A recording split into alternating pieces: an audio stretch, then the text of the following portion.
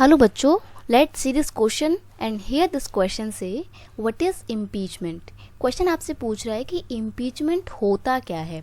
तो हम इम्पीचमेंट के बारे में जानेंगे एंड हियर योर क्वेश्चन का की कंसेप्ट इज इम्पीचमेंट.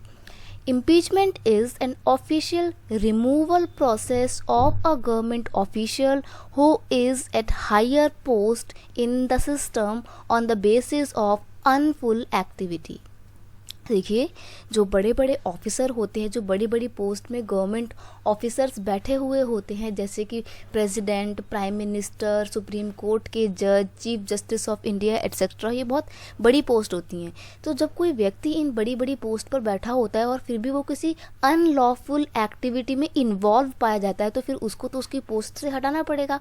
तो उसको तुरंत रिज़ाइन करने के लिए नहीं बोलते हैं, उसके रिमूवल का एक बहुत लंबा प्रोसीजर फॉलो किया जाता है. तो वो जो पूरा प्रोसेस होता है ना, उसको बोला जाता है इम्पीचमेंट. इम्पीचमेंट के थ्रू हम किस किस को हटाते हैं. देखो, in India chief justice of India यानी कि CJI, जज of high court and supreme court, president can be remove by the impeachment.